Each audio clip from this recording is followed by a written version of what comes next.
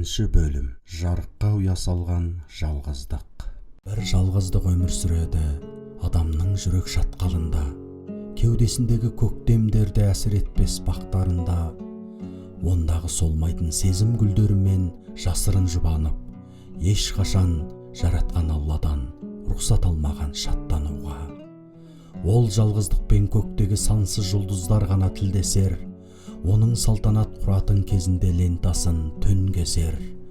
Кейде қою қараңғылықтардан қуат алып, ал бірде ай арудың ақырын сыңсып салған тәтті үнімен үндесер.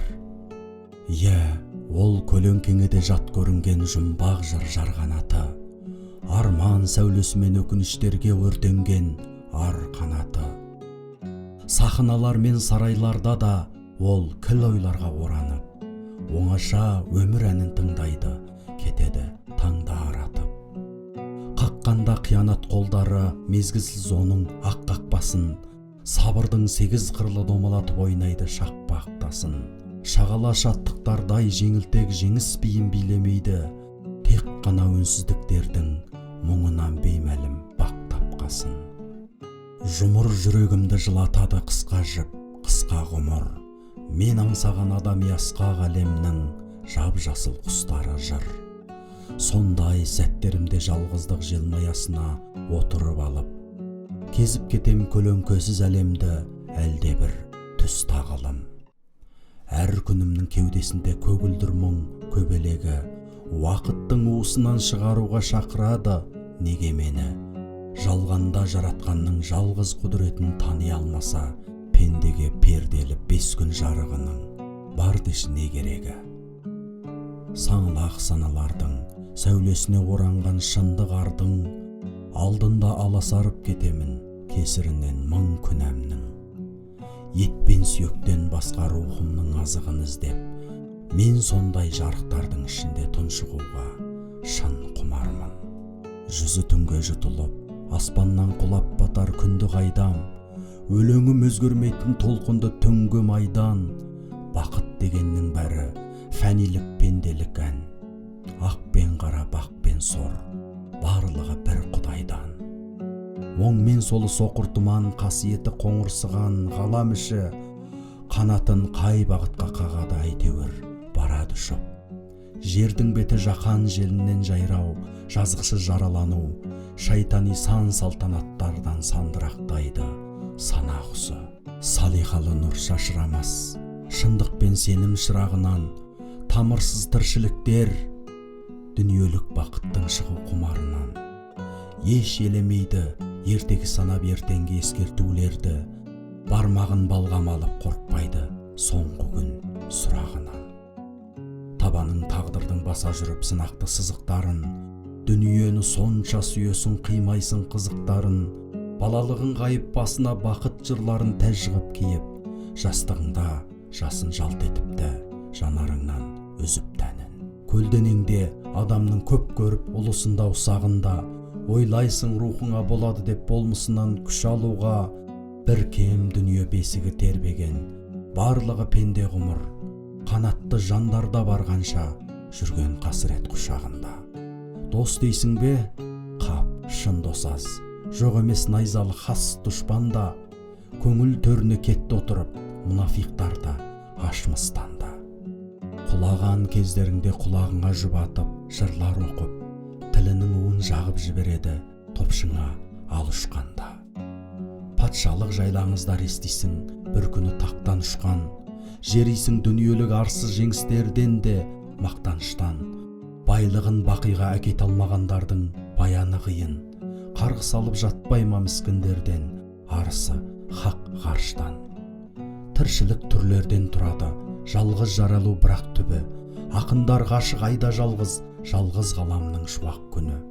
Жалғанға келу мен кету де жалғыз, ақирет сапары жалғыз, Аллаға махаббат жолы да жалғыз, ақиқаттың шуақ дүні. Жалғанға айтар жарапазаным, жүректегі жалбыз мұңым, байғыздай байыз таппай, түн шырымын сан бұз дүнім. Ғұмырым нұр қорайды, мұң қорайды, сыр қорайды, жарыққа ұя салған жалғыздығым.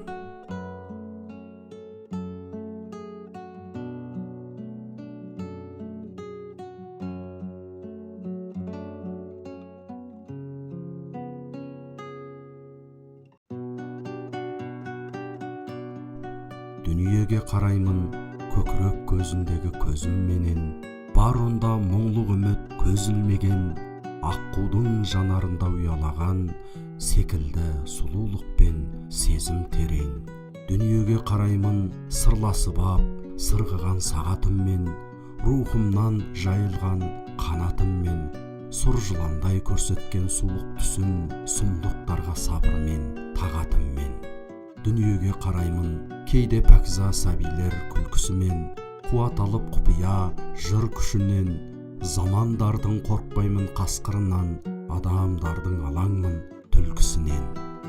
Дүниеге қараймын көлеңкесіз көңілдің дүрбісімен, ұлылардың ой өрнек үлгісімен, жалған дүние жауратқан жүректерге жарығынан жырымның нұр түсірем. Дүниеге қараймын елестердің есігін кейде қағып, тәубе етемін тағдырға ей деп алып, көместерден көңілі күңіренген ақын екен сондағы бейнем анық. Ойын жанарымда жауқазын сұрағым көп, ойыннан өзгесіне құмарым жоқ. Балалық шақ ғұмырдың кеудесінде, бақыттан қалдың таққан тұмарым боп. Табиғатпен сырласқан торғай тілді, кіршіксіз тәтті арманым сондай тылды. Жүрегінде тарыдай пенделік жоқ, мен әлі тапқан жоқпын ондай күнді. Мен әлі тапқан жоқпын ондай түнді. Қарашығы қиялға қанбай құнды, асқарынан таулардың ақ сүт еміп, жұлдыз санап ай мініп самғай тынды.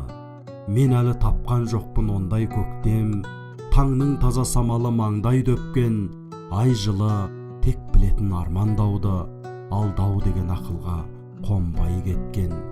Құлағымда жаңғырған қоңырауы, ондағы ойын тап-таза өмір әні.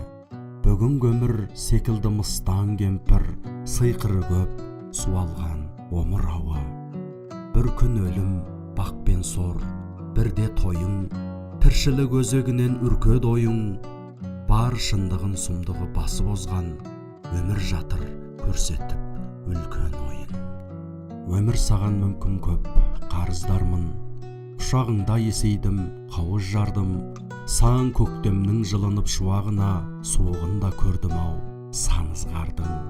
Өмір саған мүмкін көп қарыздармын, айтқандарын істемей абыздардың.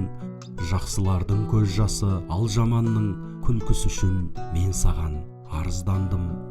Өмір саған мүмкін көп қарыздармын, таңдайымда тағдырым тамызған мұң. Зындандарда шіртпей залымдарды, басын кесе алмадым жауыздардың. Өмір саған мүмкін көп қарыздармын, мейлі шаттық қайғыны уағыздармын. Дос демеспін мен саған, дұшпан демес, кейіпкері болмаймын аңыздардың. Өмір саған мүмкін көп қарыздармын. Түлкі тірлік, ғибраттар ғайыптанып ғұмырдан, қу тірліктің құл құрбаны боп барам. Әрбір күнім құлқын қамы шыбын жан, тұмсығымның ұшына кеп тоқтаған. Меңіреу мас қалды мәнді мақсаттар, көкірегіме түлкі тірлік ін салды.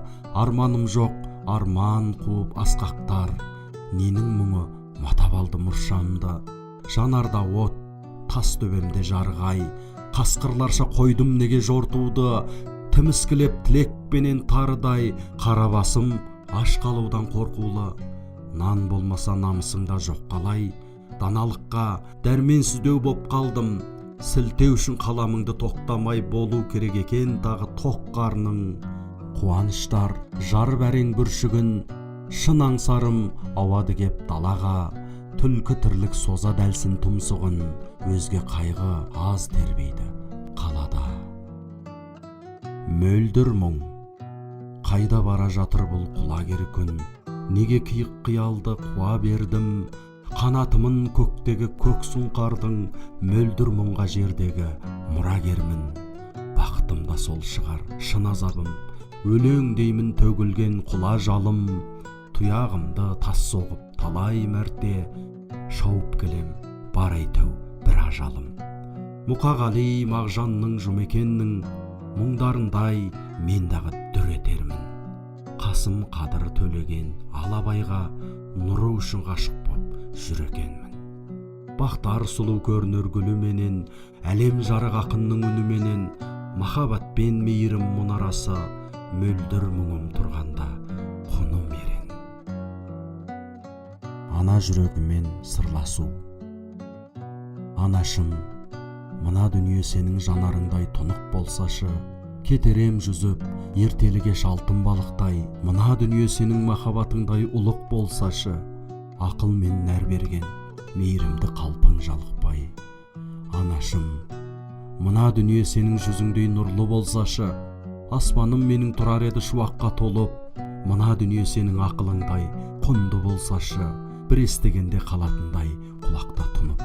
Анашым, мына дүние сенің ақ сүтіңдей тәтті-ақ болсашы, жүререм онда көбелек шаттық қуар баладай, мына дүние сенің арманыңдай әппақ болсашы, өтерем менде жалған жүзінен мұң арқаламай.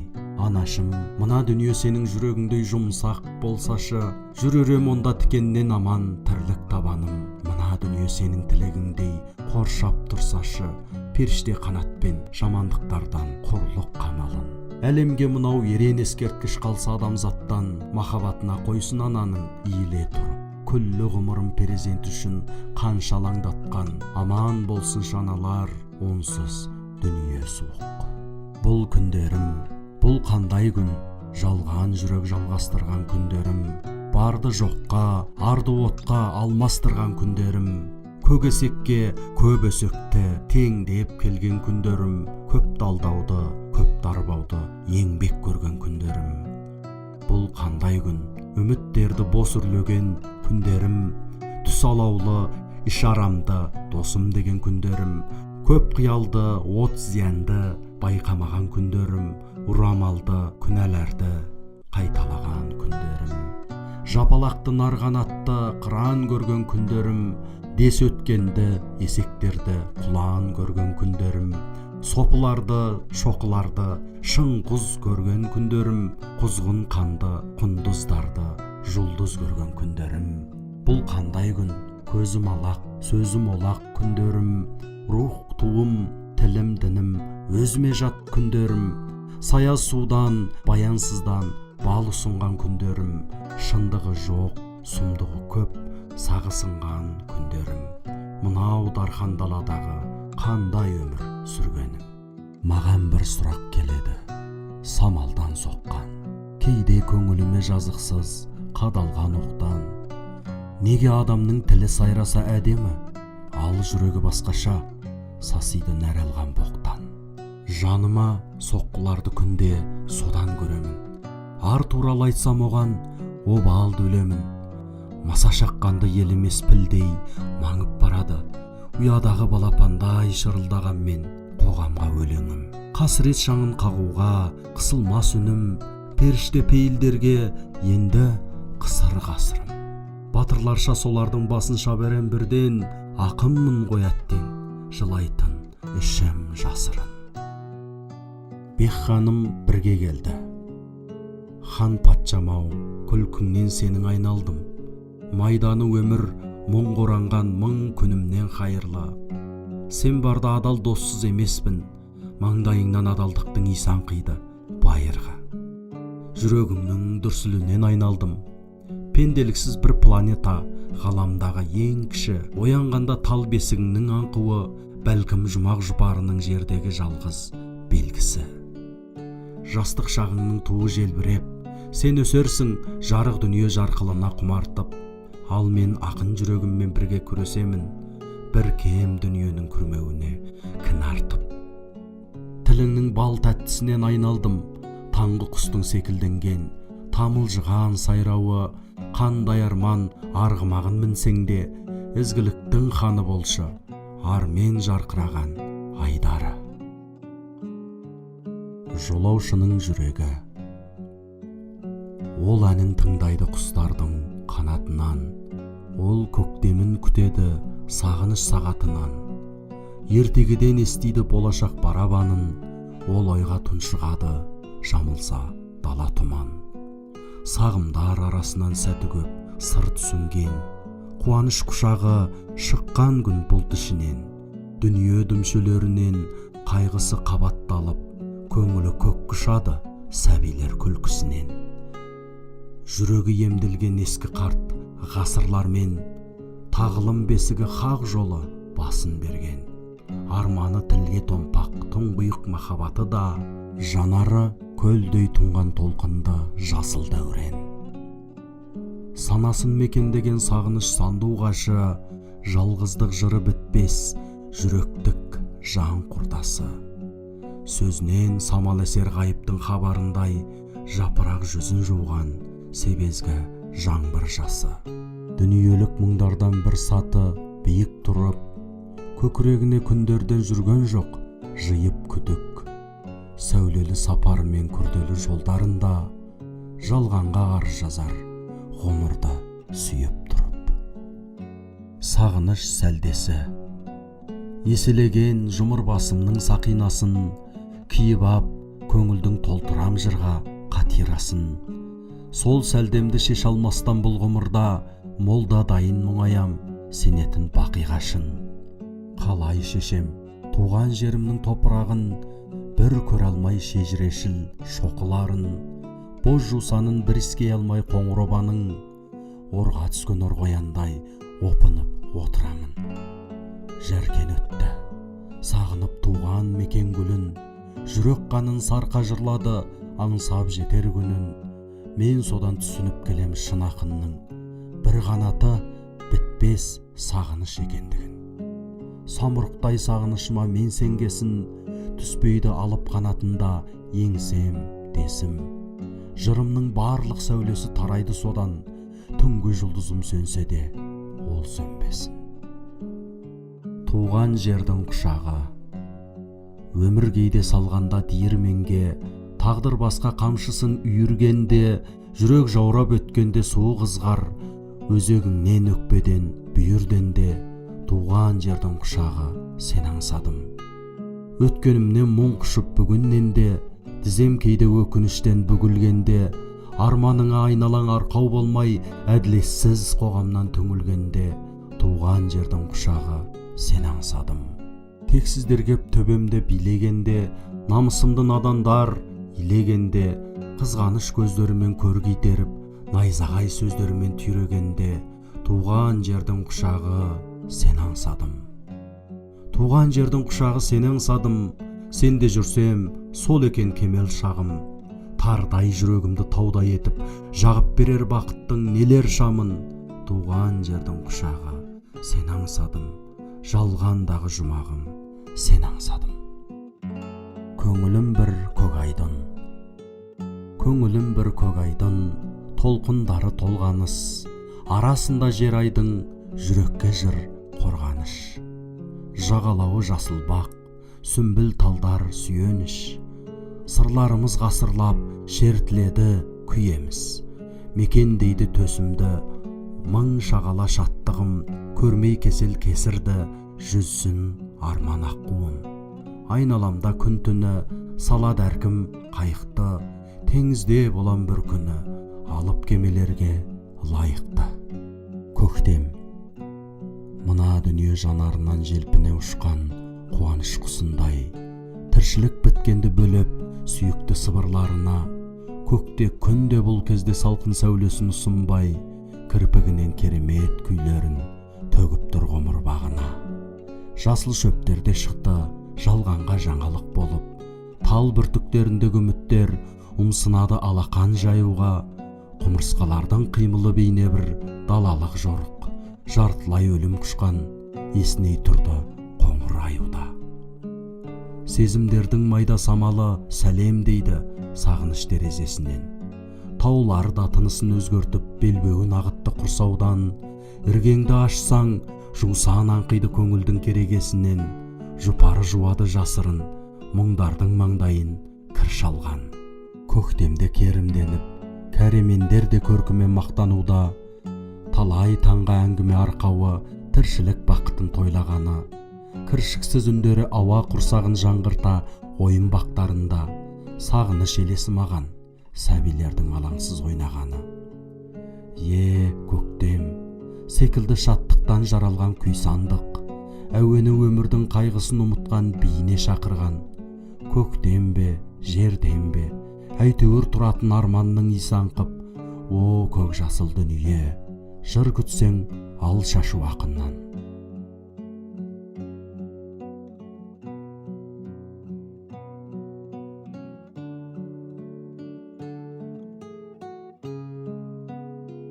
Әке рухына тағзым. Асыл әкемнің дүние салғанына бүгін 10 жыл толыпты.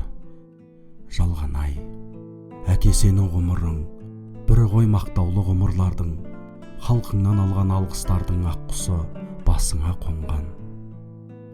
Адамның асқар шыңдардай адалдығын сенен ұғынғамын. Сол ізгі нұрыңнан қуат алып, келеді мені жетелеп асыл арман. Әке деген атыңда жатыр деші, қаншалықты ар салмақ. Сол үшінде саған деген сағынышта тым ауыр. Пенделікпен кетсе кейді азаматтығым арзандап, аруағыңнан ұяламын, алыстан кеп тұрғандай бұланыр.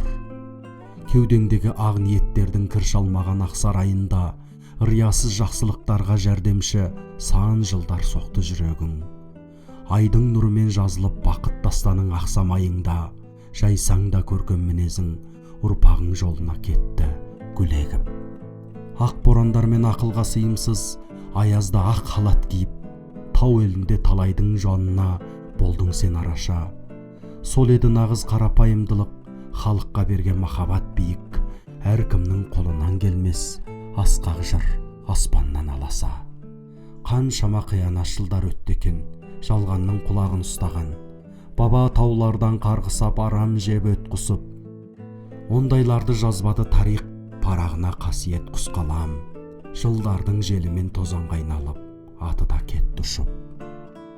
Жақсының әрісі аңыз боп жасайды қара орман халықпен, ізінен ізгілі көшпестен ғасырлар жүзінен күледі. Есілдер есімі жазылған сом алтын әріппен, атыңды тұрсақта бәліге халықтың жүрегі. Әке, ақын деген пендемін, ауық-ауық бұрқырайды кеудемдегі шердемім. Бұл сәулелі сапарымда жүрек қана сенгенім, дүниеге соның сырын ашамын деп келгемін. Мына ғалам шеңберім, аспан құшып кеткемін жоқ жердемін. Қалжыраған тұстарымда қанша үмітті жерледім, ал ойларым өмір мәнін аңдып жүрген мергенім. Өлең емес ермегім, оған адал болу үшін қанша тоңып терледім. Сырына ғашықпын екі дүние арасындағы перденің, аруанадай ақиқаттың ақ сәулесі емгенім. Көкшіл мұң көргенім, келте ғұмыр керуені жырдың көші ергенім.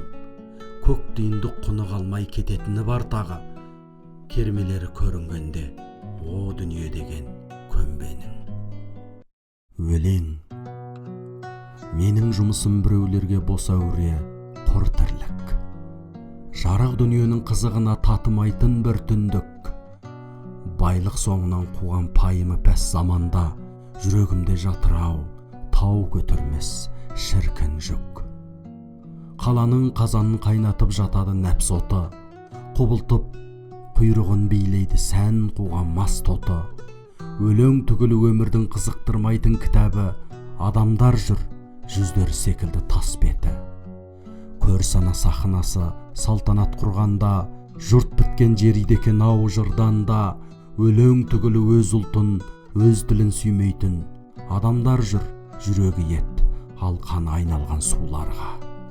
Ал менің жұмысым түндер кірпігіне қонақтап, өлеңмен ар аспанына із қалдыру жолақтап, кесірі көлденеңдеп керек етпесе өкінбен, уақыт өзі сақтайды болашаққа жақұттай қораптап.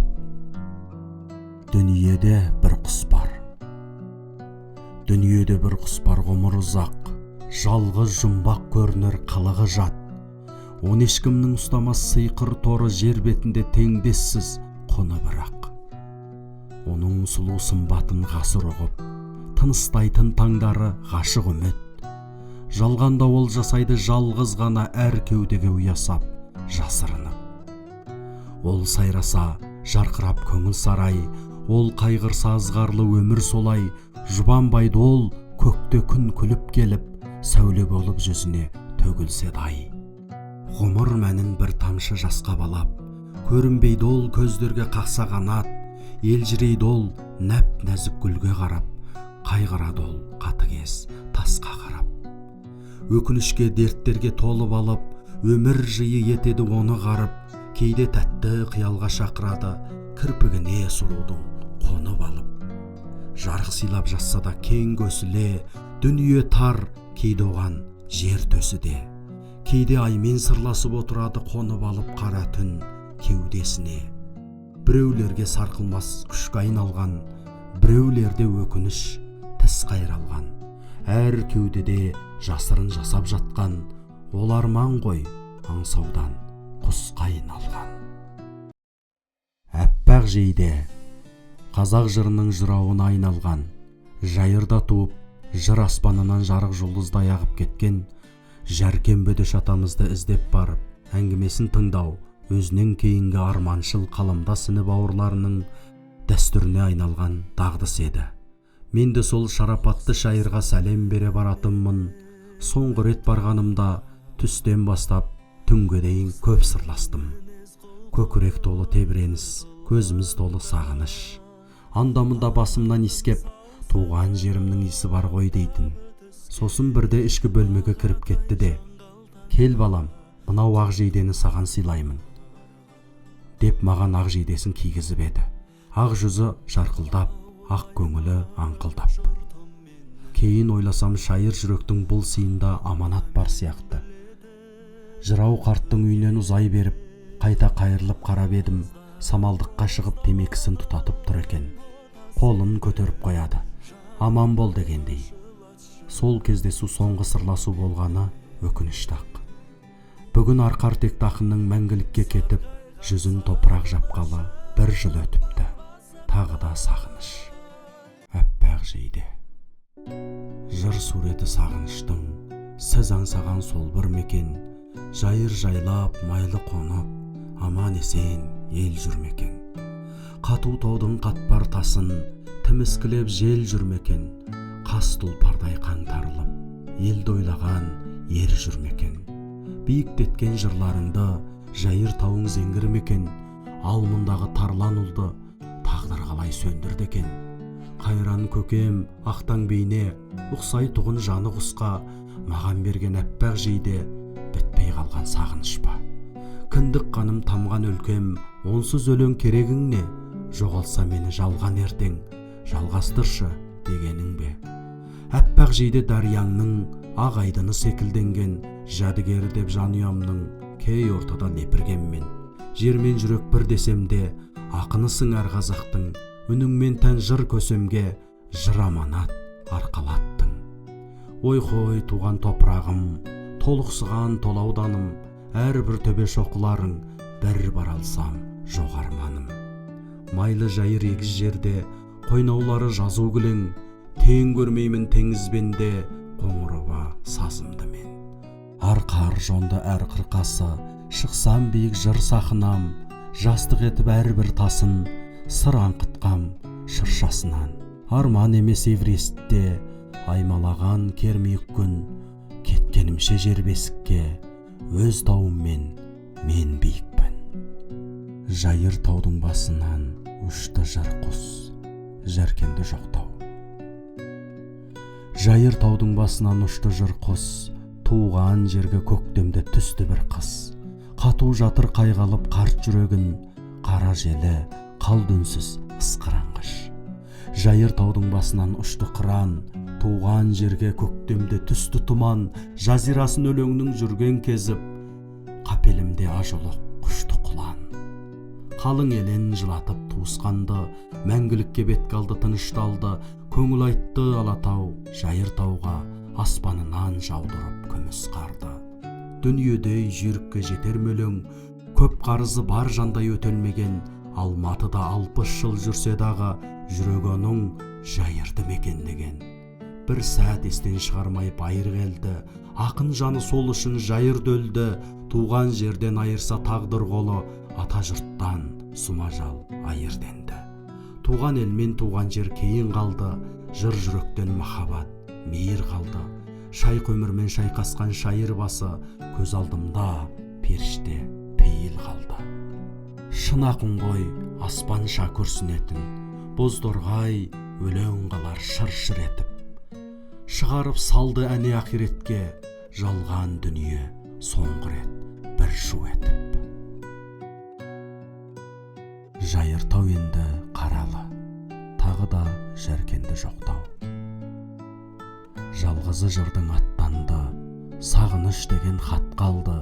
Қазаға белі қайысып туған жер шулап жатқанды. Тұнжыра баспан қабағы, жасаурап жырдың жанары, өксігін тұрған басалмай жайыртау енді қаралы. Бөкендей желіп қырдасқан, жалғыздықпенен сырласқан, тұманға орап тағдырын аяқтап кетті бір дастан. Арманда бәрі арманда, қанаты болмай самғауға, тіршілік күйі тым мұңлы, туған жер қиыр қалғанда. Серігін іздеп тапсадай, жәркен жер жалғыз ақсарай. Туған жерінде әр адам ғұмыр кешеді патшадай. Қыран болсаң да құның жоқ, күрсінген күйсіз күнің көп. Отаны жарық маңдайдан сипамай қойды ұлым деп.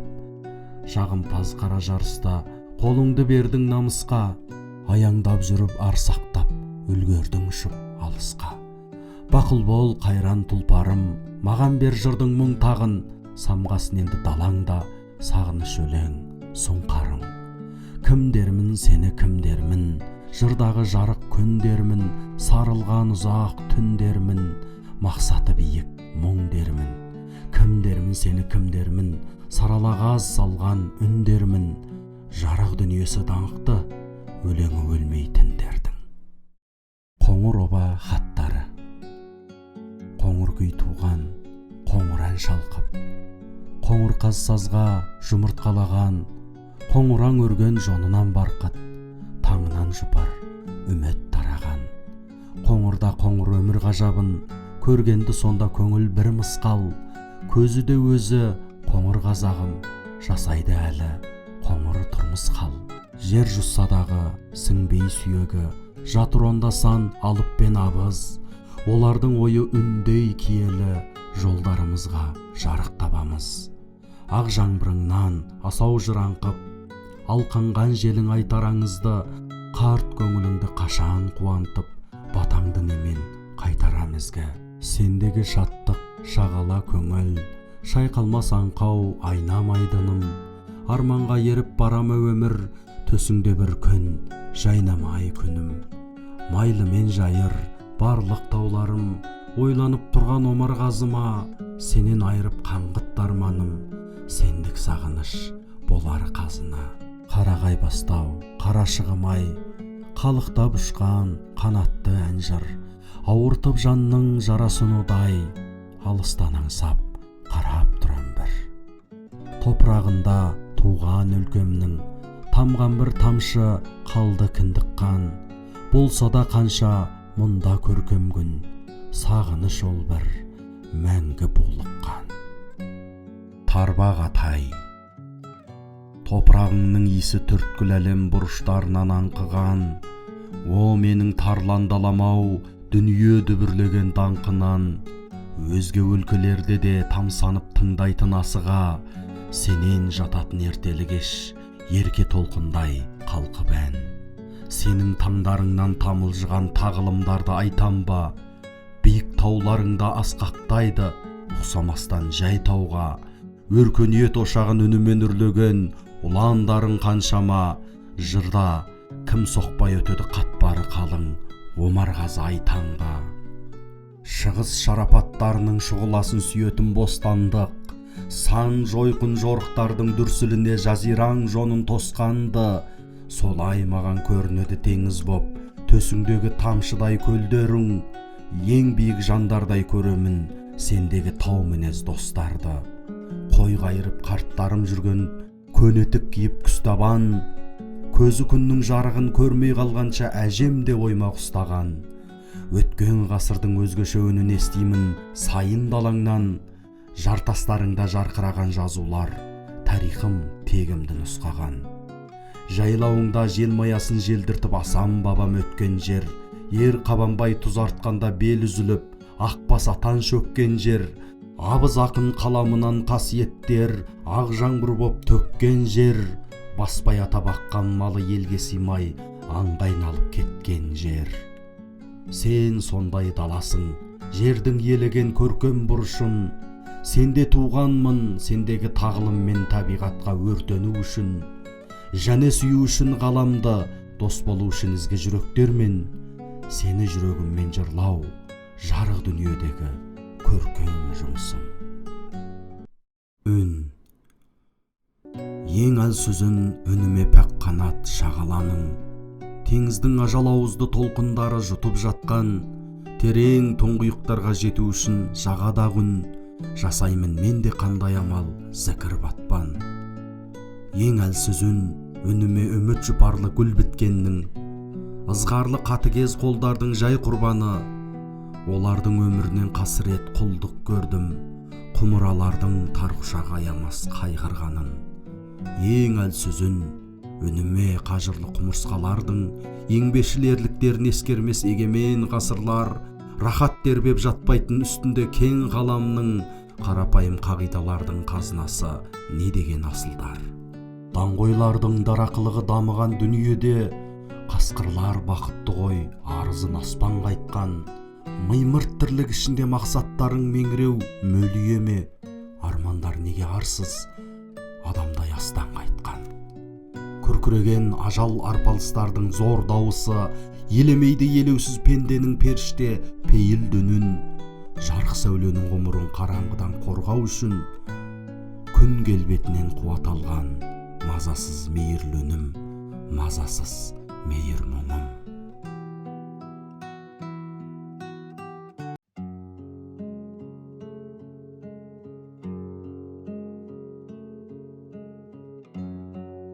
Махаббат.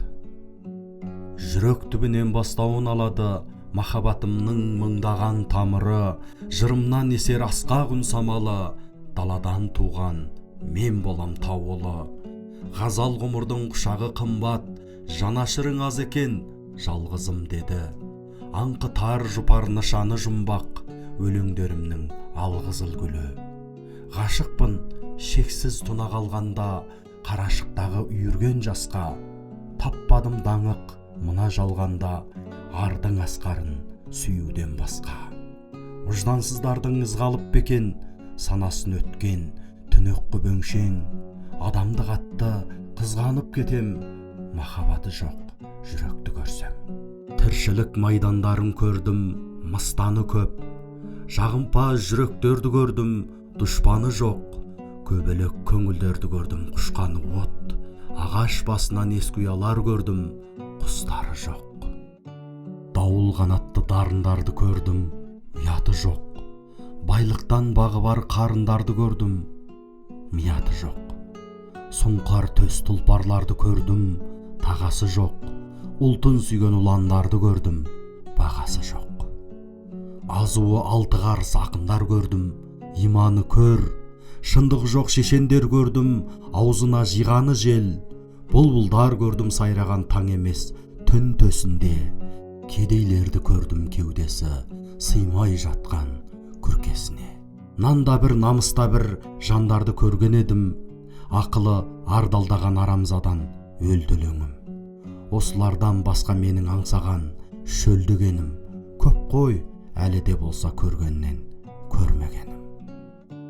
Амалым қанша, көгершіндерге айналып қалықтап ұшып кетпеген, көкірегімде көктеген көп үміттерге кектенем. Бұлт болып тұрсамшы асқар тауларға ақ сәлде, амалым қанша еттенем. Арамзалықтарды бауыздап жүрер аңыздардағы батырдың, қылышы болып қалсамшы ар мен қайраулы ақылдың. Жүрегін жуған көк аязбен жоқ көкжалдық, амалым қанша ақынмын. Рухын ұстап бір кезге далалық ақсақ темірдің, тоз топалаңын шығарар едім тоң мойын мынау тобырдың. Күн астындағы күпірліктерді күреп тастағым бар келмеске, амалым қанша көңілмін. көз жетпес алыс шақырған арманнан тұрған көмбенің мылқау мұңдардың омырауы болды тек емгенім. Қанатын ұрдан періштелік жоқ, баяғы биязы пешенем, амалым қанша пендемін. Арамын бейне адамшылықпен алыс белдерден жиған бал, табамын ләззат рухты сүйген осынау сырлы қинаудан. Танкы тірлікте кешкім келеді, арам шөптерді таптаған, амалым қанша иман бар. Асан қайғы ұрпақтары ақындар ғана ма, кірпігінен төгілген мұң мұраттары. Сан ерліктердің саумалын сапыраған далада, неге тұр таулардың тұнжырап халі. Пенделері перітекті өмір өлкеде, кездімізде өлеңнің кең жері ұйғын. Құмармын қасиеттерге қалған сөніп ертеде, тұяғымын ғой көшпенділердің семген үйірім. Желмая жыр, жалғандағы жалғыз серігім, тәрк еткен тағдырымның талай күлкісін. Ардагері емеспін арзан алғыс төрінің, мимырт тірлікке болмаймын малай құлқышын. Менің қайғым қасіреттерден аулақ ауласы, намыс текті қайшылықтардың күміс қанаты. Сайқалдармен болмайтын еш сауға саудасы, құдайлық махаббаттардың тыныш қабаты.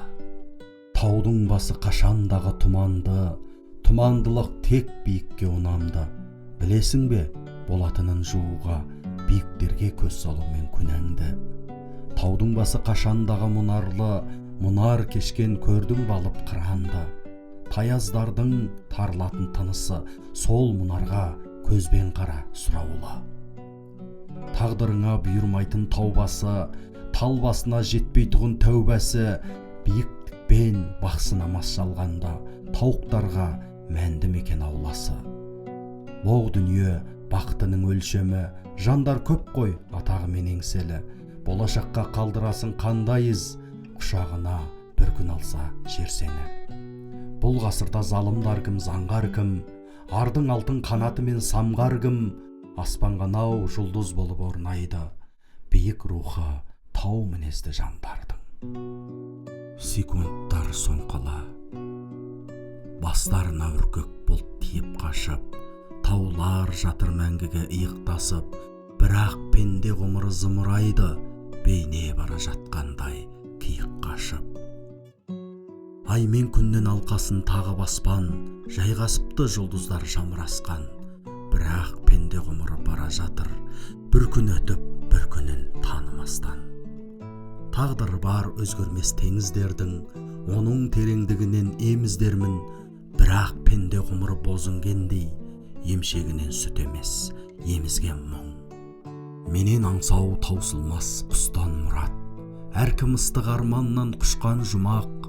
Сәл кешіксең көңіліңе қарайламас, ғұмыр қанассыз ұшқан бірақ.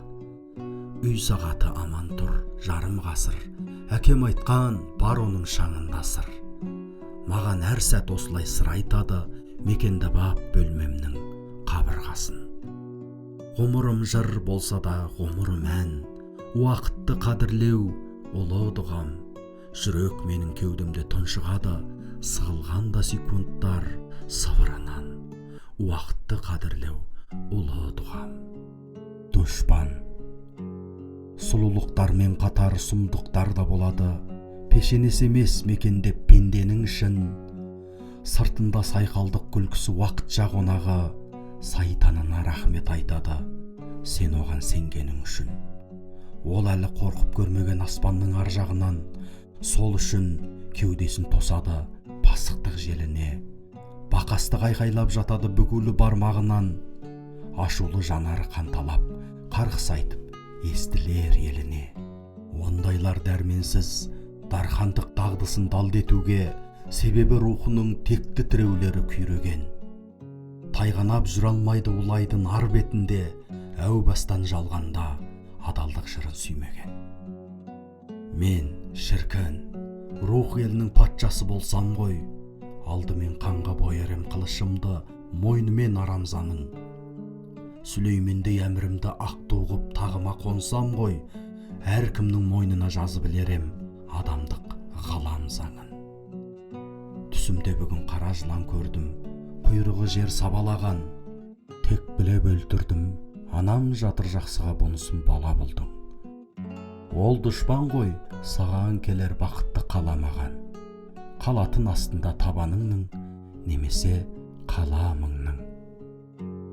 Омарғазы омартасы. Ол құзар жартас бетіне біткен балғазына, тамсанудамын тың тағылым, соны жыр жамбозына. Алпамыс білектер емес, жүректер ғана көтер алатын, орасан қорғасын ойлар ұқсаған тау назына. Шарапатты жыр ғасырға таратқанда арай басынан, шуақ шалқиды шұғылалы шығыстың шар айнасынан. Тарихқа тұлпарларын тағалап сұнған тарбаға тайым, туған жерімнің бір киес екенін қалай жасырам. Ол биікке ұмтылсаң, не өмір, немес өлім, нұсқап тұр өлең көгінің парасатымен келешегін. Ақындық майданында масайрамай ақ қойсын, оның ғажап тілінің бал шырынынан жемесегім. Жалған желі шашыңды рұқсасыз тарап тарақтайын, мына ғалам жаңғырып жатқан кезде сәт сағат сайын. Өлеңде көркем көшін бұрады күрделі әлемге, қош жолындағы құбылыстарға көкірек көзімен қарап дәйім. Жүректің тереңдігіні махамбетте бар, абайда ерен. Ішкі әлемнен жалғанға деген жан айқай көрем. Мен баламын, ол дана ойлардың омарташысы. Таңдайым тәттаң саған сайын маңайлай берем. Сол биікке тамсанып, қарайлай берем. Мен аспаннан оқимын ұлы кітап. Ақ жаңбырмен кеп түскен сыбыры хақ, мен аспаннан оқимын ұлы кітап. Қара жердің қорқамын қайғысынан, себебі сол барады нұры жұтап. Мен аспаннан ұлылық көрдім бүгін, кіршіксіздік шексіздік өрлік жырын, биіктік һәм парасат бәр сонда. Сол жақ қалып кеткен бе жердің нұрын. Жерімеймін мен жерден, топырақтан, бірақ көрем мен одан соқырақтан. Ұяттардың ұясын жалын шалып, арсыздықтың барады оты қақтап. Жанның бірі емеспін ғұмыры шат, ақиқаттың түбінде тұғыры хақ. Жер бетінде қасиет қалмағандай, мен аспаннан оқимын ұлы кітап. Мен аспаннан оқимын ұлы кітап. Нөсер, екі жүзділер есірген ғұмырдан мына, ескі ғасырлардың ертегісі қызықты. Шайқы пани шайтан ісімен шұғылданды да, дала жүзіне арсыз суреттер сызыпты. Зиялиы мен қиялиының ақылы бірдей, аузынан гулейді намыссыз нәпсі жел. Төсекші лақыны мен өсекші қатыны бірдей, таппадым ақиқат үшін ерді бастыгер. Көкірегімде қамалған бозторғай жырым жырлаған үні ұяттан. Бабаларымды сағынам, інжу маржанды сөз таңдай тұғын, көкірегінен күмбірлеп көркем күй аққан. Даламау менің қуарған қу тірліктерден, игіліктерге исінер аспанның нөсерін күткен. Бұл менің тасаттығым жырдан жұртым деп берген. Өлеңім соңында тұр жасырын неше мың нүктем. Ақын көзі, ақ пейілділер затымен ақ қой сөзімен емес. Ол сана сахнасының шын жеңіс түрінен. Ал Құдай да жақсы көреді көзімен емес, көретіндерді көркем таза кеңістігімен. Қайта бір қарасаң ғаламға сезінесің бе, жай көзге көрінбес мың түсті сұлулық шамын. Сақтасаң әр кезде абайдың сөзін есіңде, хайуанша жүру жарай ма бүгіндік халың. Өмірде бөлшеп күнелтуді уақыт патшаға, уәжің жүрмей өтерсің бір күн сағым боп күнің. Тән ләззаттарынан талғамың бақыт тапса да, нұрсыз жүрегің сездірді бағың жоқтығын. Сол үшін өлер адамына не бар қымбатты, көр алса тағылымдарды көкірек көзі. Сәуле ұялаған санадан не бар сымбатты, ал онсыз пенденің көргені жетімек кезі. Ақын көзі ақиқат шамшырақ пішіндегі, оқитын тағылымды тамшылар ішіндегі. жетімек көңілдердің қайғысын емдеу үшін жаралған жырдан ғайып жарық нұр мүсіндері. Ғибрат алған кейде ғайыптың аңызынан, бақыт жайлы жыр естіп байдала бағызыдан, жапырақпен кеткендей жасырын жан үзіліп, көреді бұлттардың да тұрғанын тамызы бән. Көріп қалар кештерде тал-терек билегенін, тамыздың найзағайы бұлттарды түйрегенін, көреді оттардың да бақыт іздеп, ойланбастан өз-өзін өлімге сүйрегенін. Көреді ақын көзі күннің де жылағанын, ару айдың бетінде сан алуан ұра барын, табиғат ақ құшағын ақ боран жаралауын, жетім талды жапанда жел жұлқып құлағанын. Қасиеттің қабырын жатқанда терең қазып, байқайды гүлдердің де болғанын неден нәзік, байқайды мың жылдықта мызғымас тастардың да мейірім турасында жатқанын өлең жазып. Көретін күлкісі жоқ сұмдықтың сыбырларын, жеті қат жер астына жауыздық тығылғанын, ең бірінші оқиды замана заңнамасын, өмір дейді нұрының жүзінің құбылғанын. Құстардың қанатынан бір салқын хабар көріп, сары дала жаздан қалған сағыныш самал деміп, ажары өлім құшқан көктемге көңіл айтып, келместің кемесі үшін береді жанар ерік. Құдіретке жасаған таңданып отыратын, осынау ғалам қандай ойлыға оқылатын, осының бәрін көріп көрмесе хақ ғажабын, Алланың алдында ол бәрі бір соқыр ақын. Жыр жүрегім, жұмбағым, үкі көзіндегі үміттей өшпейтін, тымырсық жаздың ақ бұлтындай көшпейтін, көкіректе қаншама қасат ойлар бар, жемір желдерге тозаңдап леспейтін. Сүтті желініндей буаз жануардың, дүниені мұңға бөлейді мұнар күн. Кеудеме сыймас қаншама сырларым бар, сол үшін өлең саған сонша құмармын. Теңіз жүзіндегі толқындар тағдырым, үнсіз мойындаған жаратқан жарлығын, сары алтынды емес сәулелер сақтаған, жұмбағын жасырмас жыр жүрек сандығым. Жұмбағын жасырмас жыр жүрек қазынам, ақиқат үшін айтылар алапат наз ұран, аспаны оның ар мен ұяттың көгі, нән ғасыр намысы тұтанған назынан.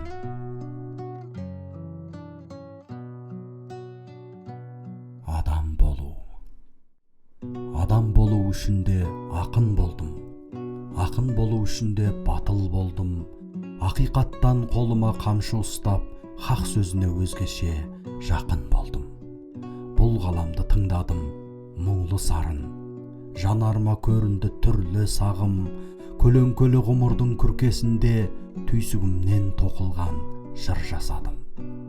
Кейде кетем көктеммен күй тыңдасып, қу дүниеге іштегі итім ғашық, ақ борандай ұйтқыған ұйқастардан түн құсындай отырам ұйқым қашып. Ақ толқындар туласа ойымда мың, бір сұйылып қалады қою қаным, атыңды жазсадағы аспандайға түп тұрағым жер екенін мойындадым. Мұнарлы күн, мына күн менің күнім, мұнарлы күн. Мұнарлы мүсіндерге сыңар мұңым, шаттықтың шарасында шайқалмаған, беймаза беу дүниеге құмар жырым. Сол мұнарлы тыңдайды сырымды кім, көңілдің түре алмаған шымылдығын, ол биік сыр, мың қаңбақ қуаныштан тәңірден сұрап алған сұлу мұңым. Кеудемде күңіренген қыл қобызым, боқ тірлікті түртпейді жыр қоңызым. Мәртебесін тойлаған төршілдермен дүниенің елемес дүрмегізін. Сөз естимін тым ауыр мына аспаннан, ернімді елжіреп жыластарман, суға түскен сымбатты жылқылардай, сусындайды сол мұңдар жыр астаудан. Мұнарлы күн, мендегі мұнар ойлар, жанарымда жатқан жыр бұламайдан, қалтырайды қарысып ақын қолы, қасиетін қаламның күнә жойған.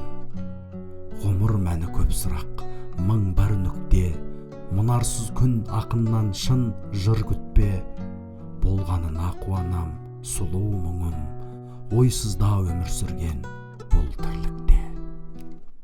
Менің музам жалғанның жел ғұмырлы жұмбағында, қартаймас қиялдардың ғажайып құндағында, теңіздей тағылымның тіл жетпес тереңінде, бұлттарды бөрік қылған арманның шыңдарында. Менің музам сана төккен сәуленің сырларында, жарғы мол жалғанға абайдың жырларында, тамыры тектіліктен бабалар рухында, керуен тарихтар көшінің ырғағында. Менің музам құдайшыл жүректердің қаламында, мезгілсіз мекені жоқ мейірім жанарында, көктемнің күлкісі бар көзінде, балалықтың, шаттықтың шаңы жүрген күндіздің балағында. Менің музам жеті қат аспанның ажарында, қаншалық ғашық оған жүрегім тазаруға. Менің музам көбілек қанатының тағдырында, мың жыл жасап жүретін құзғынның ажалында. Менің музам сарқылмас сағыныш самалында, сары дала жүзінің соңғы жымиған жамалында, жүзінен шырақ жанған ғазизбас ғасырларға, қақпасын ашпай жатқан қасірет қамалында. Менің музам жалғандағы сыймайтын жай ұғымға, періште пейілдердің 5 күндік пайымында, ақсұңқар армандардың аяулы бейнесінде, өміршең ойларымның жұпарлы шайырында. Менің музам мәңгілік мұңдардың мұнарында, дөңгелек дүниенің сан тарау сұрағында, құмырсқа қажырының қампиған құрсағында, парасат пайда бермес пілдердің құлағында. Менің музам мәңгілік мұңдардың мұнарында. Түнгі иттердің дауысы, құстар талда тәтті ұйқыда, бұтақтары мұңайқыш, тымық түнде көреді олар таң туралы удай түс. Түнгі иттердің даусынан шықтым сыртқа аулаға, ал жұлдыздар үнсіздіктен жасап жатыр жыр айтыс. Тыныштықтың тамағынан кейде келіп дем салар, бүгін түнге наразыма, жоқ қой жемір жел самал. Ал қаңғыбас иттер арыз айтып жатыр ауаға, бір нәрседен қорғалардай қуыстарға ен солар. Тар көшемен тура тартып келе жатыр бір адам, шәбелеңдеп жабылды иттер табиғаты туадан. Елемейді ол басқаны, бәлкім тойдан кеш қайтты, жақындады, таныдым мен көрші ағай ір адам. Сәлден кейін тағыдан да келе жатты бір адам, шәбелеңдеп жабылды иттер табиғаты туадан. Қуала бол боқтады кеп, саудагер ау салымсыз, шаршағанның бар белгісі көрініп ақ тұрадан. Сәлден кейін тағыдан да келе жатты бір адам, шәбелеңдеп жабылды иттер табиғаты туадан. Ол бәленше маскүнем ғой, өмірі қор, мақсатсыз, кім көрінсе алақанын жайып ақша сұраған. Күн осылай ойқастаған әр көшенің ішінде, иттер керек десең үреді олар мүсінге. Олар үшін жақсы жаман, қымбат арзан бәрібір, жетпей қалса ұйықтағанда жата дүріп түсінде. Атақ, мен Тұманбай бола алмаспын махаббаттан қалдырған мәнді мұнара, бола алмаспын қадырдай жыры қанатты жан нұры дала, көтер алмаспын Мұқағалидың хан тәңірдей биік мұңдарын, толқи алмаспын теңіздей төлеген болып хандығы дара. Кім абай болар алақанымен сипаған алаш маңдайын, шыңғыс шыңына шыға алмаспын жібіткен манас таңдайын, самғай алмаспын мұхтарлардай мына ғасырда мұхиттан асып, фариза жырындай жазалман сөз ажары айгүнге таласқан дәйім. Иә, қайсы бірін айтам, қазақта сұлу сөздің елшілері көп күрсінгеннен бе көбінің тірісінде бақыттан еншілері жоқ. Ақындық деген дүниенің ғажабын көріп азабын шегу, әйтеуір олардың жыр жолында туысқаны немесе көршілері жоқ. ойымда жоқ жарысу, ақындық алаңына асау жүрегіп, тек сол үшін марапатпен май құйрық асап, жасау шіреніп, өтсем болды ақиқаттың ақ айнасынан өзімді танып, терезесі тағылымдарға ашылған ойлардан көркем сөз жасаушы болып. Қынсыз қылыш. Арманымда ақ таңдай арға жалғадым, шынайы көңілдің шаттығын асырғым келіп, өмір өзендеріне тұншықтым, талда қармадым, кейде адамдарға ерсі көріндім, басым мұңға еніп.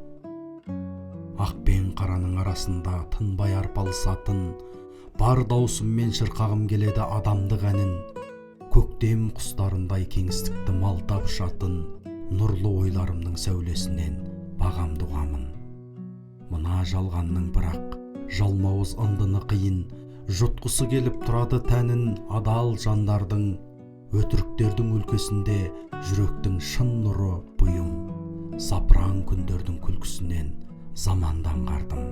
Адамдық елінің бір беткей тұрғыны сынды, сертімде қаламын хақым жоқ бірақ масаттануға, қайрап өтемін қайратымменен жыр қылышымды, екі аяқты арамзалардың сайтани жасақтарына.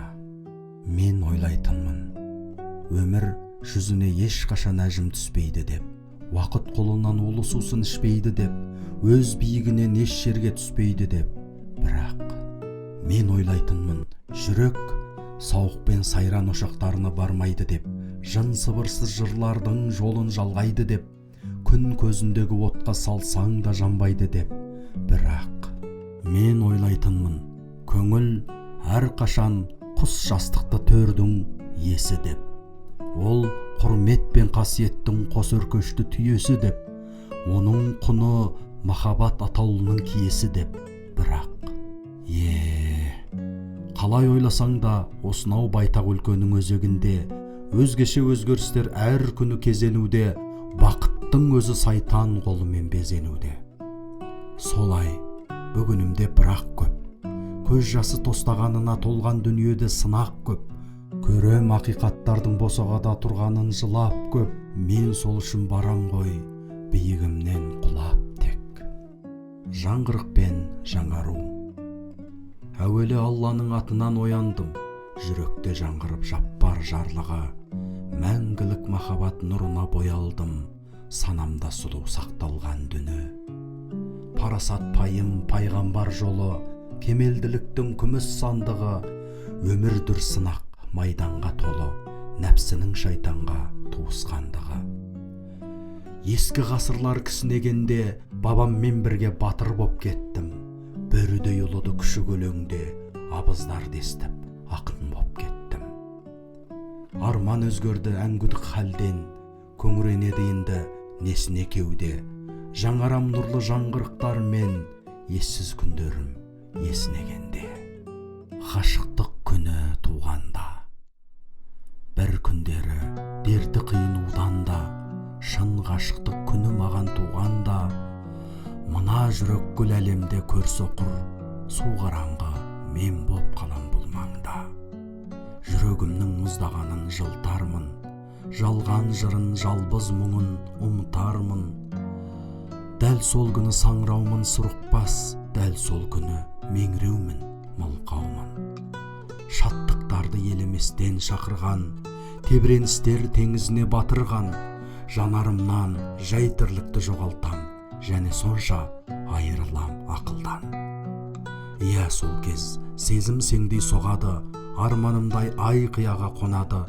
Мені көрсе көкірегі жылаған Мәжнүннің де жаны ашитын болады. Тұра тұғын бір ғаламат үн құйып, дүниелік бақыттардан тым биік, мәңгіліктің жаратылған нұрынан ол ғашықтық терең әрі тұңғиық.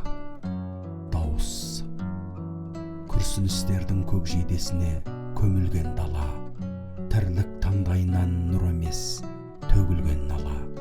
Үкілі өмірдің өзегін өкінішке орап, отыр мұңның сәулесіне семірген бала. Маңғаз мұңдардың маңдайы жарқырамайды, бәлкім мына дарақы думанның салт ұнамайды.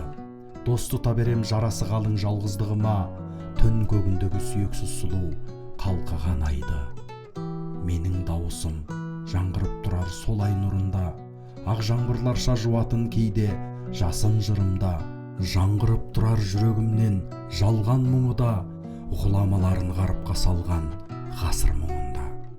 Кім тыңдай алар сол дауыс сырын, жүрегін тосып, хикмет нұрға жақтаушы болып, тілегін қосып. Шын дос боларым сондай жандарға тереңдігімен тамсандыратын, таппаймын ба деп өмірімді сүремін шошып. Түн сырларынан өмірім орғып қашқан қояным, абайла деймін қақпанды баспа. Әдейі кейде ашпай қоямын, тәтті ұйқы келіп қақпамды қақса. Себебі тірлік ылғи қысымда, талдырар көзді күндіздің көркі. Ал сосын түнгі мүлгимін сырға, секілді бейне бір қыздың дерті. Тербейді бесік түн ана қолы, сәбиін үнсіз тыныштық атты. Сондықтан түнде бір алла ұлы жоғалтқан екен дыбысты қатты. Ұнатам менде тереземді ашып, ойлар самалын нөбетін жұмсақ. Көңілде бейне көгөзен тасып, сезімім бұлттай төгетін бұршақ. Сұлу ақ шіркін аспан кеудесі, жұлдыздан моншақ алған ба қадап. Таңданыс еркін басқан пендесі, айтады үнсіз Аллаға мадақ. Ләззаты жанға алыс көрінер, түсіне білсең түн сұлу әлем. Ұлыйды іште намыс бөрілер, көтеріп көкке тұмсығын әрең. Естілер еміс ай шыққан жақтан, аққу арманның таныс дауысы, ғашықтар әні айтылған бақтан. Күтеді күлкі алыс тау іші. Тойда бар онда думаны бөлік, шаттығын жатқан желменен шашып. Шаттанам мен де шуларын елеп, сырларға тылсым емделем ғашық. Құлқыны үшін кірпігін қақпай, қадайды көзін үкіметтер. Шегіртке шер мұң бір тыным таппай, таңдайын түннің сүті жібіткен. Айда қарайды елжіреп тұрған, толтырып сұлу жамалын нұрға. Сол сәтте мендік мөлдіреп тұнған, толып кетеді жанарым жырға. Кешемін нұрлы сезімнің көлін, ақылдың асқақ бекіністері.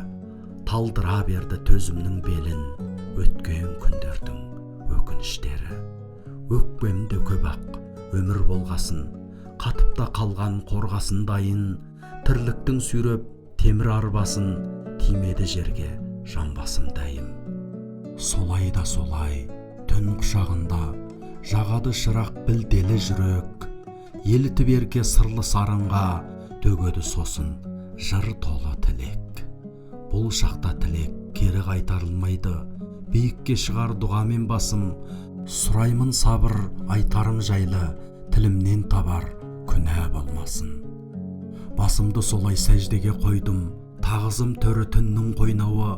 Сыйлаған сансыз сәулелі ойды, түн емес маған мұңның майданы. О жарық түнім, жанарың сұлу, басымды байлап баураған жанды. Менің де бүгін қаламым сұлу, жырлаған сүйіп бар ғаламдарды.